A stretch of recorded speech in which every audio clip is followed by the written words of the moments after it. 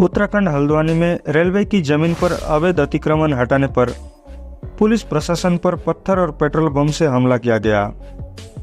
Police का कहना था कि यह सोची समझी साजिश थी।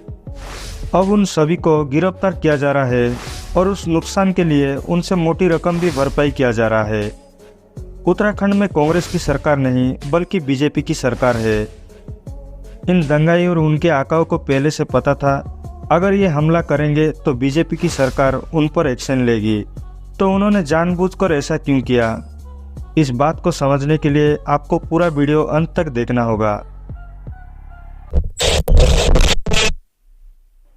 अयोध्या राम जन्मभूमि पर भी ऐसे ही अवैध कब्जा था।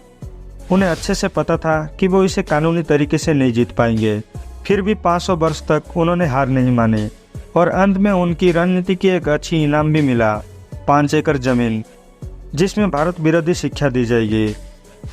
फिर भी वो खुल के कह रहे हैं कि वक्त आने पर उसी जगह पर बाबरी मस्जिद बनाएंगे। इनका ये रणनीति बहुत पुराना है। जब बाबरी मस्जिद हटाया गया तो कांग्रेस सरकार के साथ मिलकर इन्होंने कितने सारे लाभ उठाए, जिसमें प्लेस ऑफ वर्शिप एक्ट भी बनाया गया ताकि हिंदू कभी भी कब्जा किया गया मंदिर को वापस ना ले सके। वक्फ बोर्ड जैसा कानून बनाया गया जिससे किसी भी हिंदुओं के ज़मीन को कब्जा किया जा सके। आज हजारों मंदिर और कितने हिंदुओं के ज़मीन पर उनका कब्जा है, फिर भी वो मानने के लिए तैयार नहीं। उन्होंने तय कर लिया है हम एक मंदिर लेके खुश है, उनका नज़र पूरा भारत पर है। हल्द्वानी की रेलवे की ज़मीन पर बनी ये बस्ती एक नहीं, ऐसा बस्ती भारत के सभी राज्यों में बनाया गया है, वो भी कब्जा करके। जब उत्तराखंड में कांग्रेस की सरकार थी तब इंदिरा हृदय ने घुसपैठियों को वोट बैंक के लिए यहाँ पे बसाया था। इतने दिन की लड़ाई के बाद उत्तराखंड हाईकोर्ट ने इस जमीन को खाली करने की आदेश दी, पर इन्होंने दंगा और पुलिस पर हमला करके ये चेतावनी दे दी कि ये जगह वो खाली नहीं करेंगे।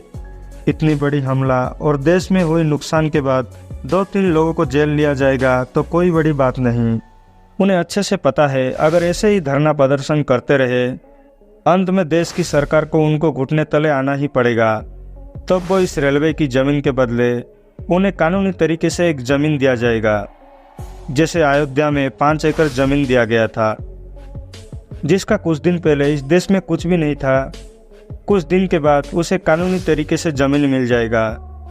भारत में इंडियन आर्मी और इंडियन रेलवे के बाद सबसे ज़्यादा ज़मीन वक्फ बोर्ड के पास ही है, पर इन अवैधकारियों को वक्फ बोर्ड के ज़मीन पर नहीं बसाया जाएगा। उन्हें तो सरकार से एक नया ज़मीन चाहिए। हल्द्वानी में हुई ये घटना एक सोची समझी चाल है जो ये लोग सरकार से मूल भाव करने के लिए करते हैं, पर इस बार ये सफल होंगे या नहीं देखते हैं। जय हिंद, वंदे मातरम, जय श्री राम।